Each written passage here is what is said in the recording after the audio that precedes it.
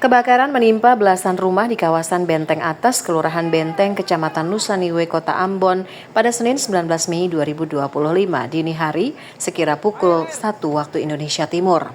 Sebanyak 16 bangunan ludes terbakar dan 5 warga mengalami luka bakar.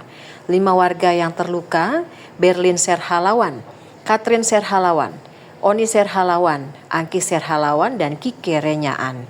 Sedangkan 16 bangunan yang terbakar ini terdiri dari 3 rumah dan 2 barak pengungsi berisi belasan kepala keluarga. Warga berjibaku dengan alat seadanya memadamkan api. Tak berselang lama, 6 unit mobil pemadam kebakaran dikerahkan, yakni 4 unit dari Mako Damkar Kota Ambon, 1 unit pos Hatiwe, dan 1 unit pos Paso. Peristiwa terjadi saat warga terlelap tidur, sehingga tak banyak barang berharga yang dapat diselamatkan. Warga hanya bisa menyelamatkan diri dengan pakaian di badan. Diduga kebakaran disebabkan arus pendek listrik. Hingga kini belum diketahui total kerugian akibat peristiwa kebakaran ini.